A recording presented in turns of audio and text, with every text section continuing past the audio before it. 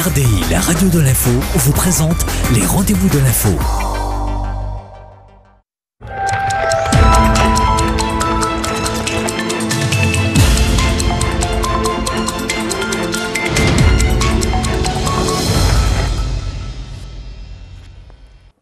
Bonsoir à tous, bienvenue dans le rendez-vous de l'info ce soir avec nos trois invités. Le premier invité, on va parler football avec Eugène Epaille, référent académique pour l'Euro 2016.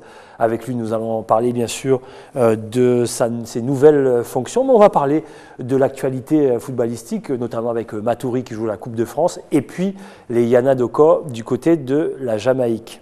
Ils ont joué hier, ils vont jouer demain, donc hier à Saint-Laurent, demain ils jouent à l'Ancre.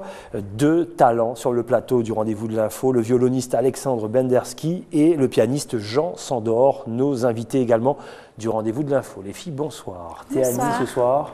Ce soir, on parlera d'un café soluble. Voilà, peut-être petite révolution. Est-ce que les Français vont rentrer dans ce système, même nous, Guyanais? On en parle d'ici quelques instants. Vanessa. Nous parlerons de l'association Ne Plus Jeter. L'association qui avait connu quelques petits soucis, mais apparemment ça a l'air de remonter tranquillement et je crois qu'il y a une manifestation ce week-end. Le rendez-vous de l'info qui démarre avec la rédaction d'ATG, le journal, tout en images.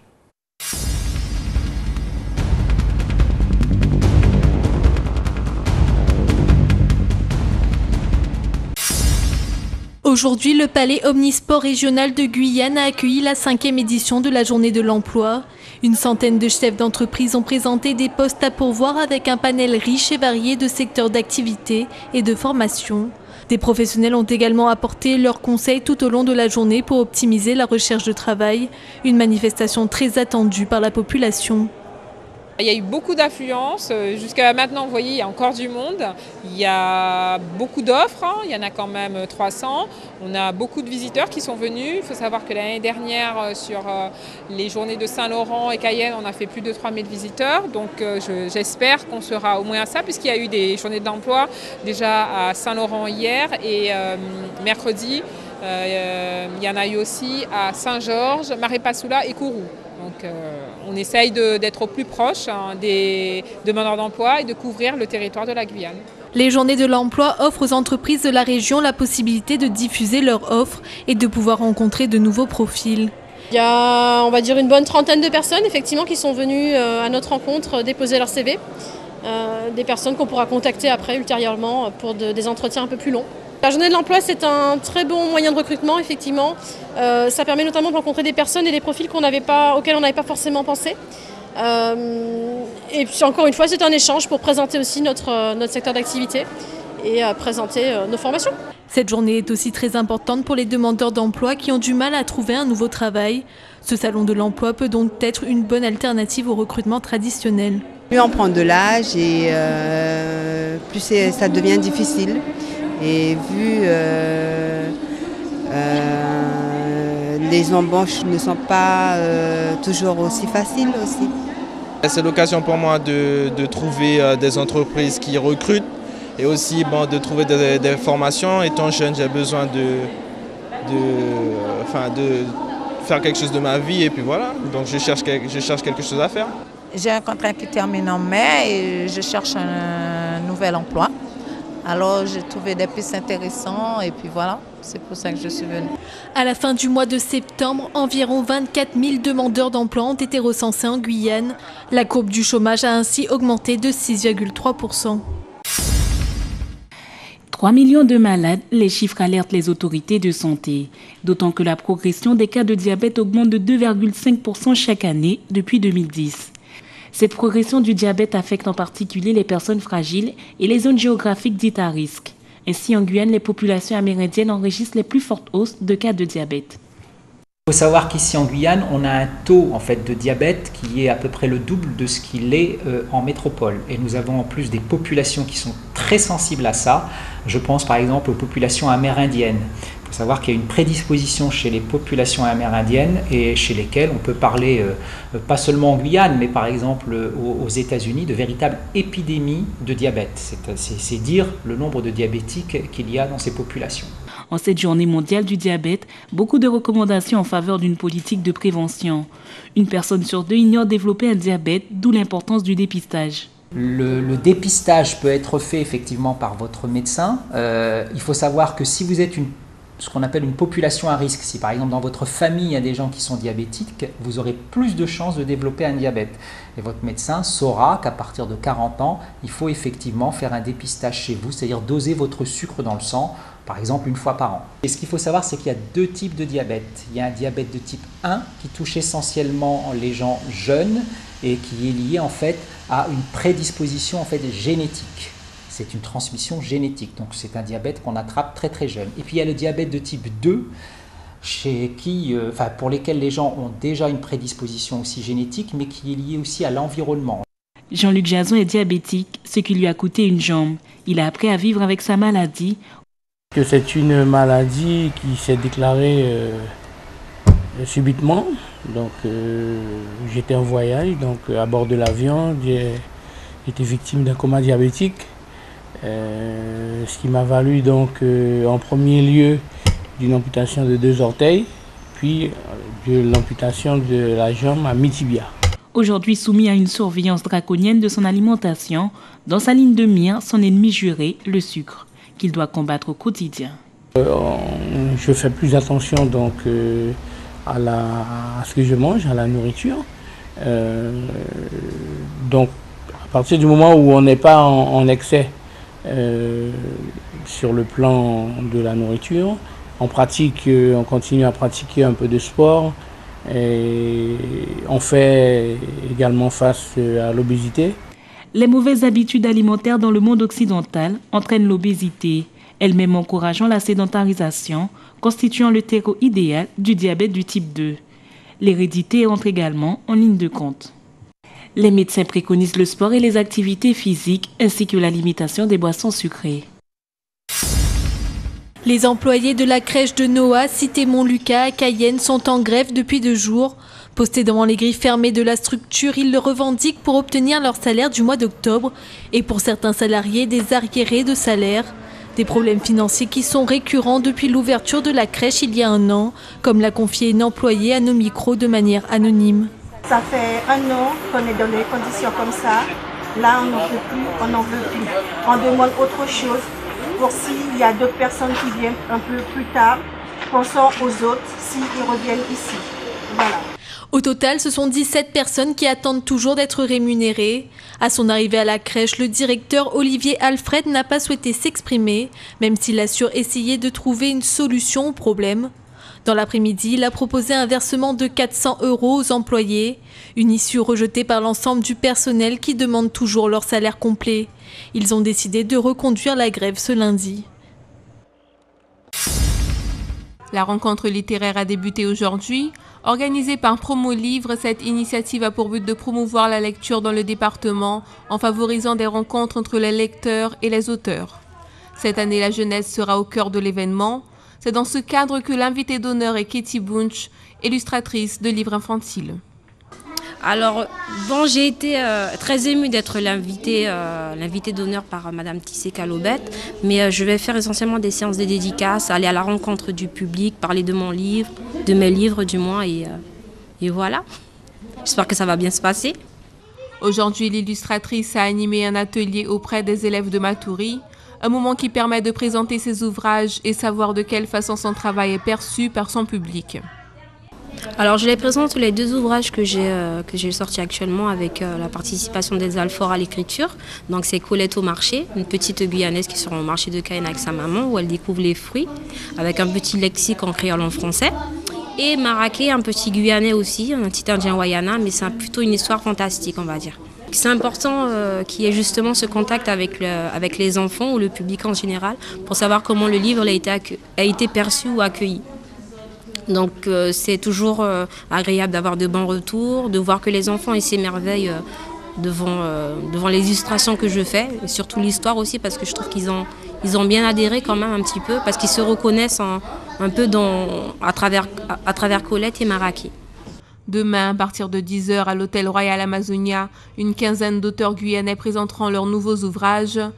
Des séances de contes, poésie et slam auront lieu, ainsi qu'un atelier d'écriture et une table ronde sur le thème « De l'imagier au roman ado, quelle place occupe le livre dans l'univers de l'enfant ». Coup dur pour l'US Matoury, l'équipe est privée de l'un de ses joueurs pour le 7e tour de la Coupe de France. Junior Alegria Servan est au centre de rétention depuis mardi. Le joueur de l'US Matoury a été arrêté à Orly, il n'avait pas de papier. Originaire du Pérou, il s'est vu refuser une demande d'asile. Lundi, avant d'embarquer à Félix Éboué, la préfecture lui a délivré un laissez-passer. Mais à Paris, il a quand même été arrêté. Nous avons joint par téléphone son entraîneur, François Louis-Marie, qui regrette cette situation. Et c'est un joueur qui est arrivé chez nous. Après, il a progressé, il est bon joueur. Ça fait 2 ans qu'il est titulaire dans l'équipe. On est parti avec lui. On a essayé, par la biais de la municipalité, de faire une intervention. Il est passé à la douane à Cayenne, il est arrivé à Orly et on l'a bloqué. Donc avec le groupe, on n'avait pas d'autre solution, nous sommes partis. Un élu est resté avec lui. Et puis voilà, donc depuis mardi, ça influe beaucoup sur le mental des joueurs. Mais bon, voilà, il y a une situation qui prend beaucoup d'ampleur. Mais bon. Le joueur Junior Alegria Servan devrait atterrir aujourd'hui en Guyane, même s'il n'y a encore aucune confirmation de cette information. Toujours est-il que cette arrestation perturbe l'équipe dans sa préparation. L'US Matoury devrait affronter Oiselle, un club de Haute-Normandie, pour le 7e tour de la Coupe de France, ce dimanche à 17h30, heure guyanaise. Samedi au stade Edmar Lama, l'US Macoria tentera quant à elle sa chance face au FC Martigues à 17h. Cette semaine, le volley guyanais a démarré sa nouvelle saison.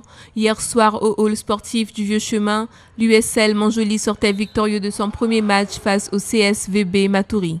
On doit encore se rassembler. On n'est pas encore au point. Vu que nos joueurs ils sont assez éloignés, on ne s'entraîne pas tout le temps ensemble. Mais 3-7-0, c'est déjà bien pour un premier début. Bon, par la suite, on va voir. Après cette première défaite, pour le CSVB Matoury, c'est le moment d'analyser les erreurs et de se préparer pour les prochains matchs. Alors, premières impressions, le niveau toujours aussi présent chez Montjoly 1. Hein. C'est pas pour rien qu'ils sont champions de Guyane. Nous, il y a encore pas mal d'automatismes à régler. On a des joueurs qui sortent quand même de 2 sélections. Sélection junior et sélection senior, donc il y aura des rodages à faire au niveau de l'entraînement, mais dans l'ensemble c'est quand même prometteur. Lundi, les équipes de Montjoly feront face aux Cayennais du Staff Club et du Sport Guyanais. Les 2 matchs auront lieu au centre sportif départemental Georges Danzenac à partir de 19h30.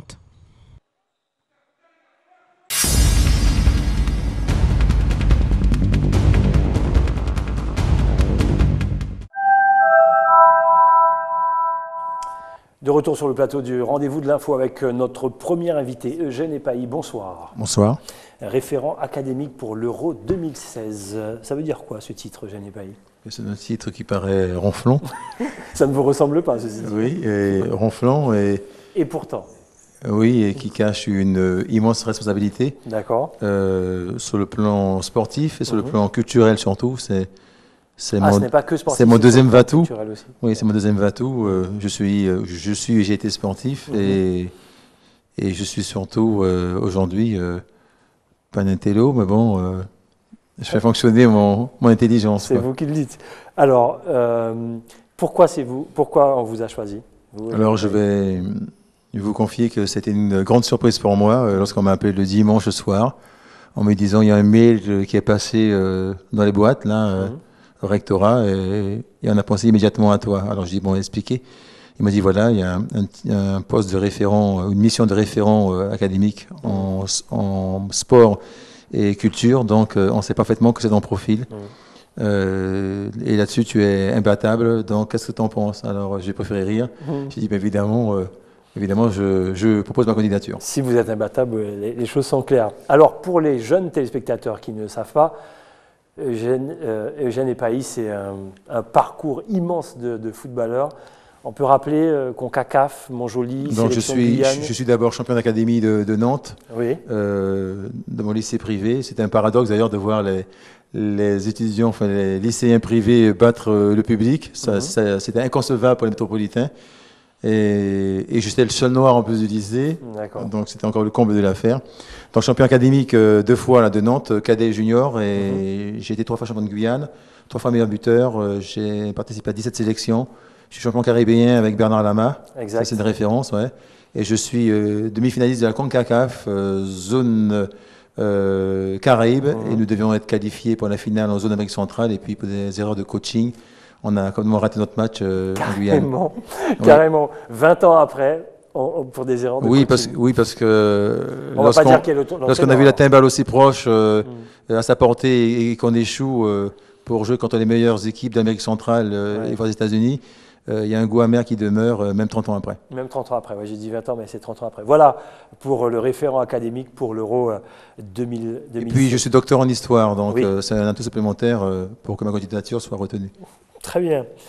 Une question qui a l'air comme ça, c'est une question générale, elle a l'air comme ça, toute simple, et elle a tout son sens lorsque vous écouterez les questions de Vanessa et Théani tout à l'heure. Comment se porte le football guyanais? Lorsqu'on écoute tout votre parcours, lorsqu'on regarde le parcours de certains anciens professionnels guyanais également, qui ont joué sur les terrains de Guyane, les terrains cabossés, et qui ont réussi leur carrière professionnelle, aujourd'hui, avec des jeunes qui ont maintenant des outils, comment se porte le football guyanais? Sans faire de comparaison avec votre époque, Jeanne Epaille. Alors il y a un paradoxe tout de même, c'est que... Sans dire que c'était mieux avant. Non, je ne suis pas du tout dans cette dynamique-là, c'est pas mon style.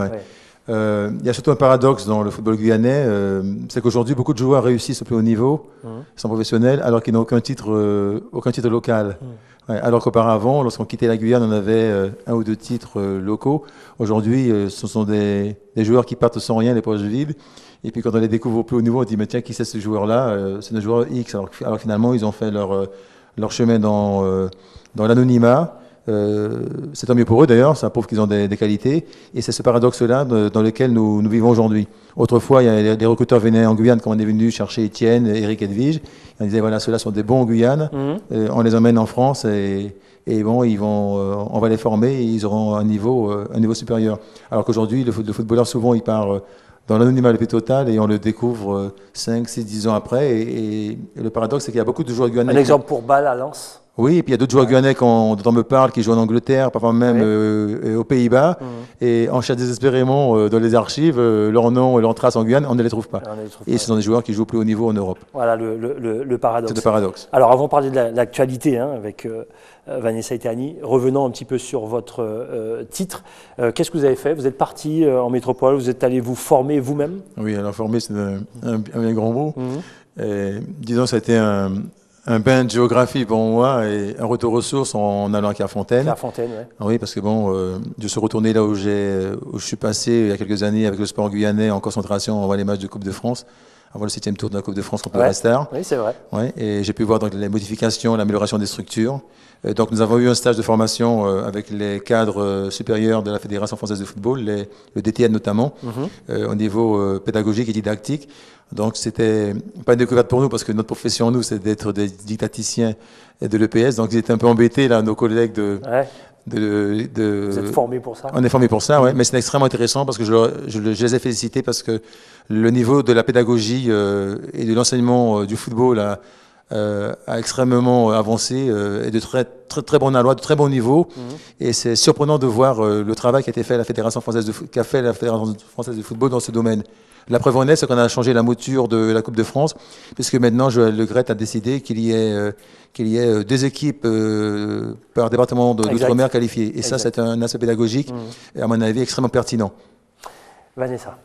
Alors, donc, par rapport à l'actualité, le joueur de l'US Maturi interpellé à Orly, comment une telle situation est possible? Il n'aurait même pas dû passer la police aux frontières, et je dirais même plus que les dirigeants de l'US Maturi n'auraient pas dû le sélectionner pour partir disputer le Tour de la Coupe de France. Donc ça, c'est votre avis, Vanessa? Oui, logiquement... Bon, alors les joueurs de Maturi ne sont pas juristes. Donc... sa situation.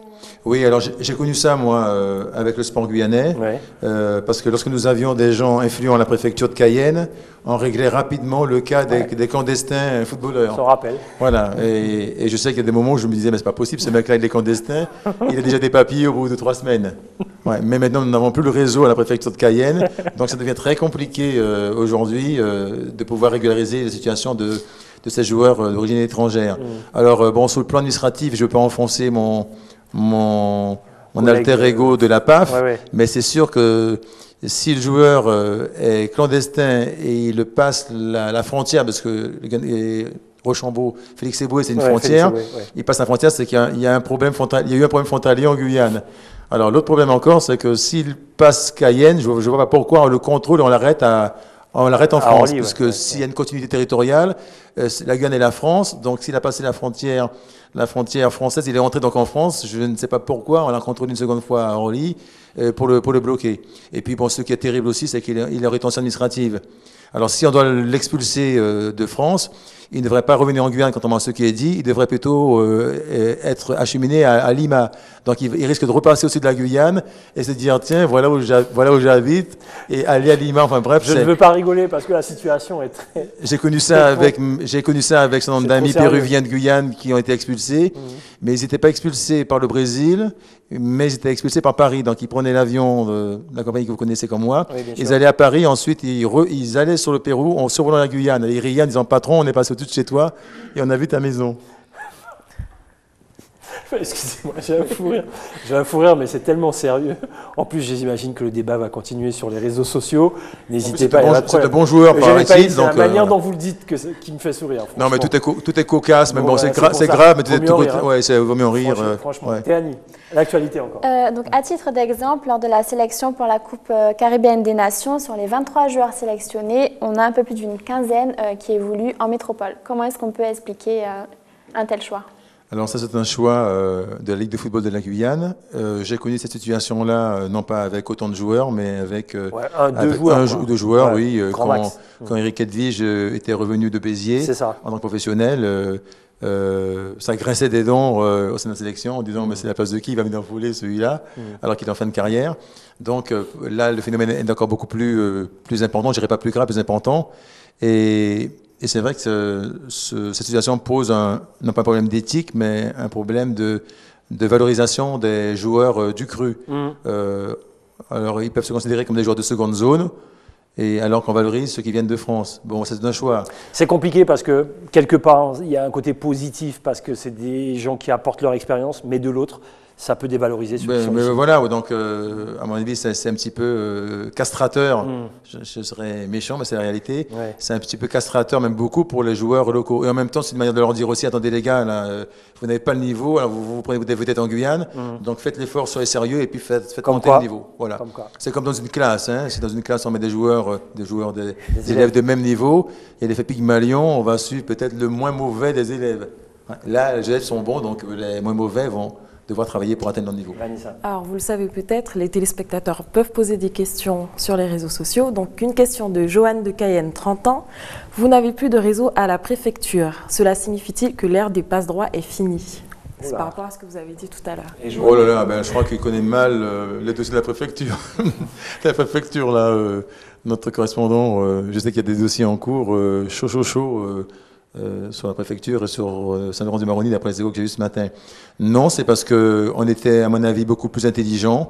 Lorsque, encore une fois, je reviens sur ce que je pense à des lois de l'immigration, quand un individu étranger, même sans papier, a une valeur, joue un rôle dans un pays, moi j'estime qu'il devrait y avoir une commission facilitatrice de l'intégration de ces gens-là. Nous sommes d'accord. Et donc, à mon avis, il faut qu'on soit intelligent, quoi. Quand on est bon, et bien on prend, comme les Américains, on trouve une solution. On trouve une solution, voilà. Théanie, dernière question. Est-ce que vous pensez qu'il serait judicieux de développer les infrastructures ou bien de créer des centres de formation pour valoriser les joueurs guyanais ? Pour les préparer au plus haut niveau. Au lieu de les envoyer, au lieu qu'ils partent, Au lieu qu'ils partent. Alors, ça les retiendrait. Ça aussi, c'est paradoxal.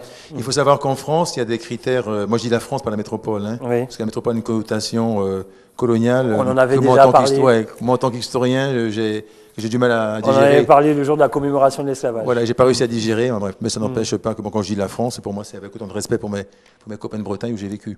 On va conclure là-dessus.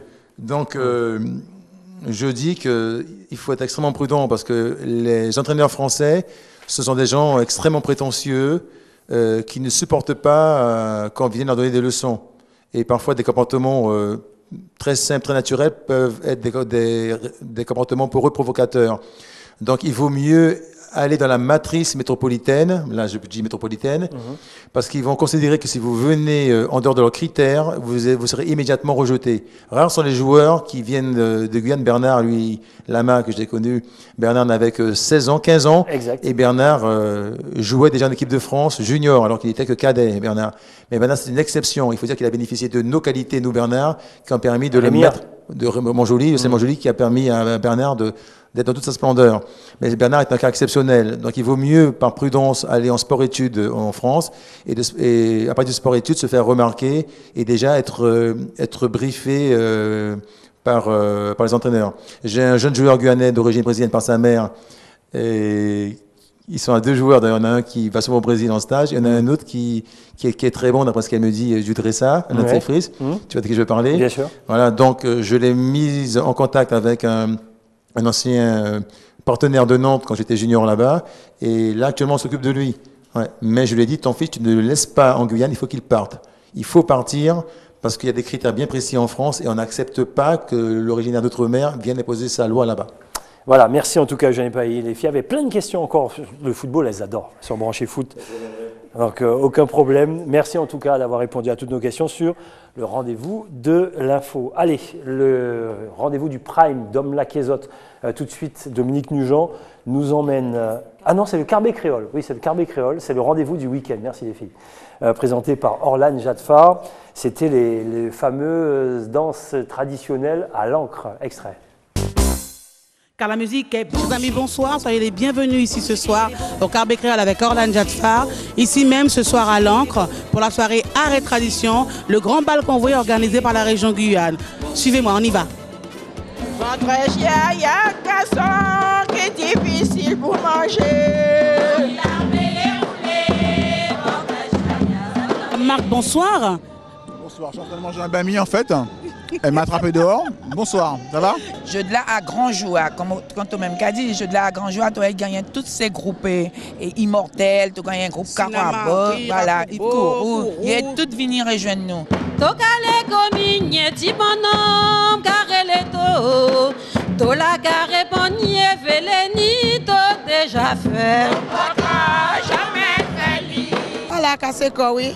Nous casser nous quoi. Toi même rester pour danser. Le plaisir de découvrir, redécouvrir des danses. Tu vois, le gragé là, c'est ton petit côté lascif, sensuel. Ça fait du bien de le danser.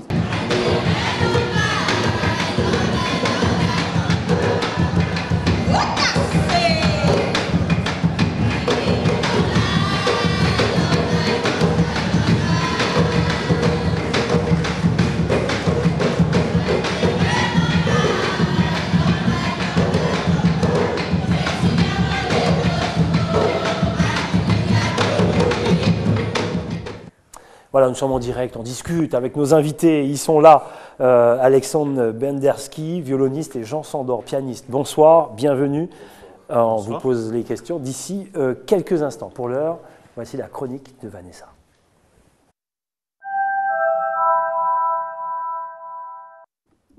Ne plus jeter, c'est ça? Voilà, c'est ça. Donc, une association qui existe depuis maintenant 10 ans et qui a pour objectif une meilleure gestion des déchets sur le territoire guyanais.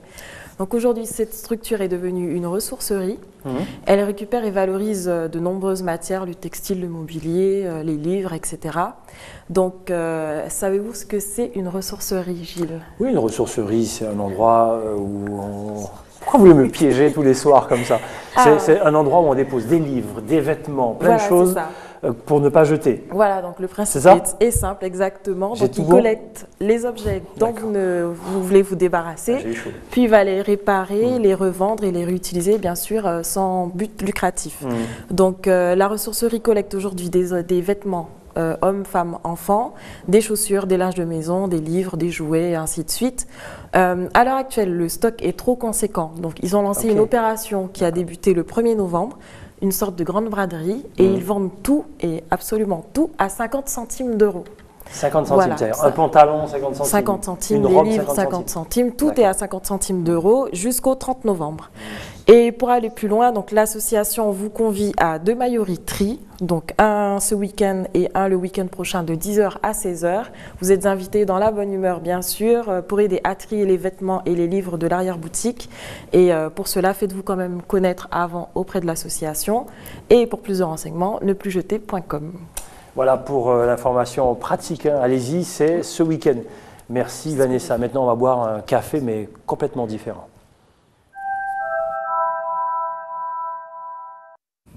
Théanie, il y a un petit côté révolutionnaire, pas forcément pour les Français, plutôt traditionnel avec leur café. Oui, c'est ça. Donc, alors, tout d'abord, comme vous pouvez le savoir… Vous allez me poser une question également? Est-ce que je connais? Non, je serai gentille en fin de semaine, on va y aller doucement. Très bien. Donc, il y a diverses manières de préparer un café. Donc, on a déjà vu les sachets jetables. On a vu aussi tout récemment sur Internet une machine à café qui était sur un vélo et qui fonctionnait justement grâce aux pédales. Donc, c'était assez… atypique. Cocasse. Oui, voilà. Aujourd'hui, donc, on va voir les cubes de café à infuser. Donc, présenté sous la forme de cubes, ce nouveau produit se dilue automatiquement dans une tasse d'eau chaude, tel un morceau de sucre, dont on va regarder quelques images. D'accord, on y va.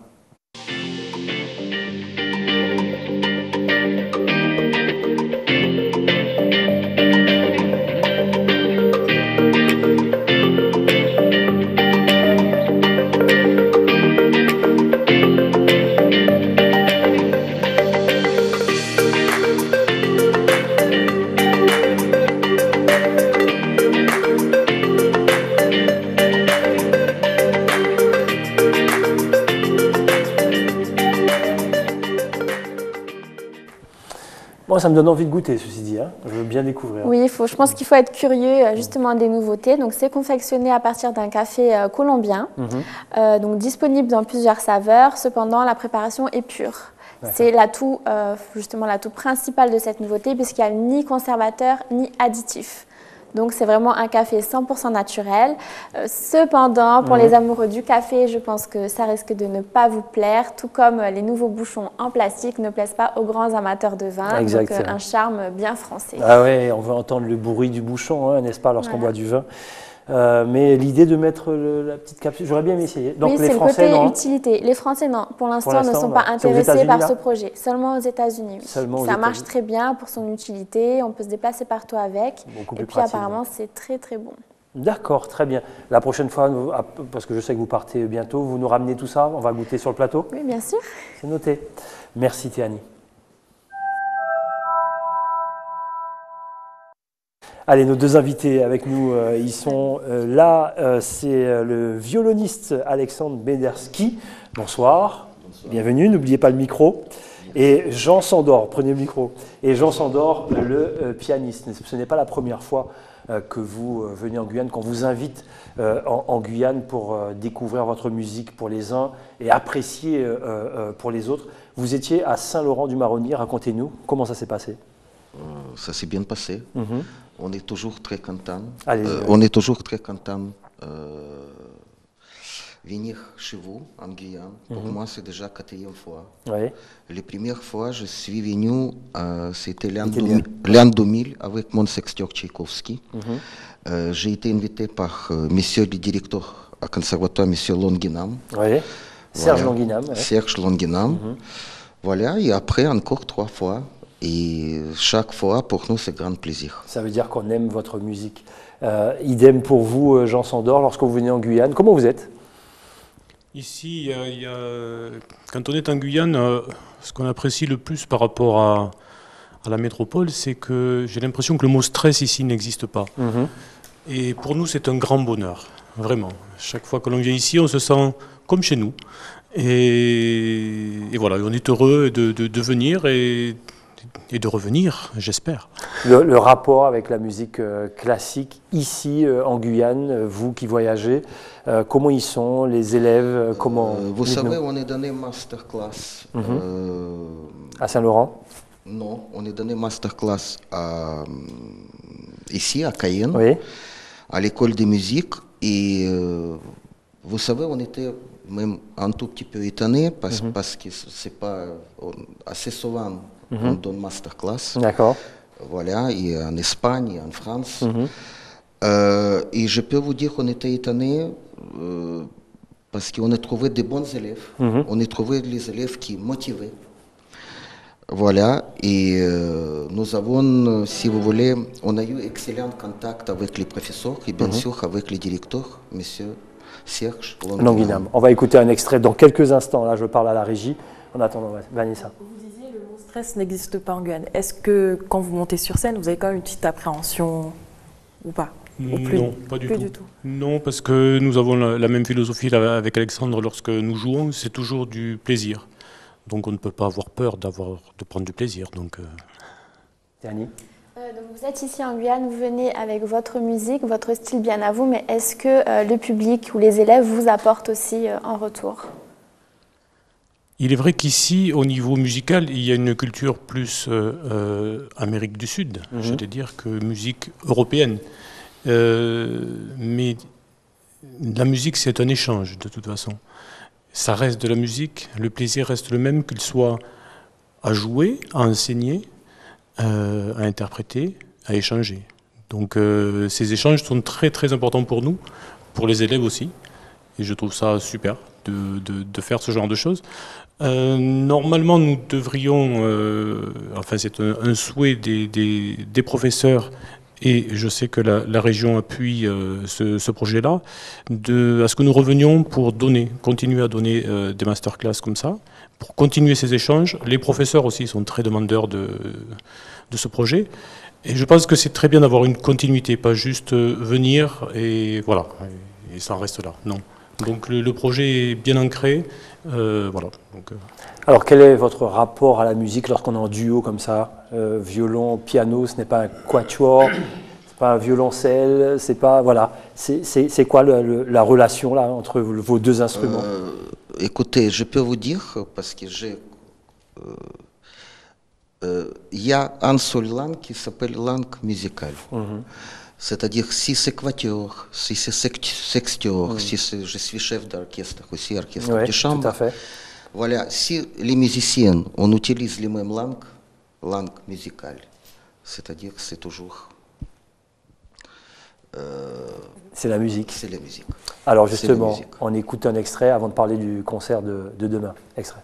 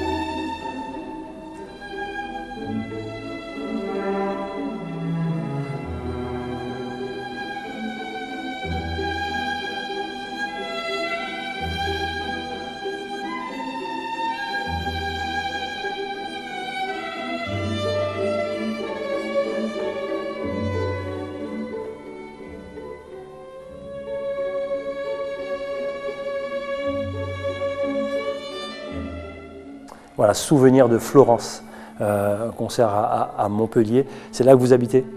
Oui, j'habite à Montpellier depuis 1991. Qu'est-ce que vous faites? Vous êtes chef d'orchestre également? Je suis venu à Montpellier avec mon orchestre soliste de Moscou, parce que je suis d'origine russe. Tout à fait. Voilà, c'est à l'époque, on pouvait déjà faire ça, parce que c'était un petit peu plus facile pour nous. C'était à l'époque, comme on dit toujours, Gorbatchev. Voilà, c'est-à-dire c'est M. Fresh, qui était maire à Montpellier, qui invitait mon orchestre soliste de Moscou. Nous avons installé en France. Et voilà, et nous sommes là, je suis là. Et vous y êtes encore. Parlez-nous. J'espère. Et parlez-nous du concert de demain. Qu'est-ce qu'on va y trouver? Le public guyanais, je rappelle, c'est un concert gratuit. Jean Sandor, dites-nous. Demain, ça va être quoi? Quel genre de composition? Demain, nous serons dans une musique classique européenne, avec du Beethoven, du Mozart, du Schubert, de Saint-Saëns, voilà, tous les grands compositeurs qui ont fait la grande musique européenne. Et nous, on y sera bien sûr, je rappelle, un samedi. Des questions les filles ? Samedi 15, donc n'hésitez pas si vous voulez y aller. Alors certes c'est gratuit, mais il faut récupérer les places à l'Ancre ou le PCC, les Trois Fleuves. Voilà, maintenant ça a changé de nom. Donc n'hésitez pas, allez-y nombreux et nous on sera bien sûr au premier rang. Merci d'être passé. Et merci à vous. À demain soir. Donc le rendez-vous, oui, le nom va rentrer, Trois Fleuves, PCC. C'est comme ça qu'on se dit au revoir et on remercie toute la partie culturelle de la région Guyane qui nous offre de très très beaux concerts. Passez un excellent week-end. N'oubliez pas Dom la Quézotte à 20h. N'oubliez pas le Carbet Créole également animé par Orlan Jadfar. Les filles, bon week-end, pas de bêtises et soyez là lundi. Allez, bon week-end à tous, à lundi.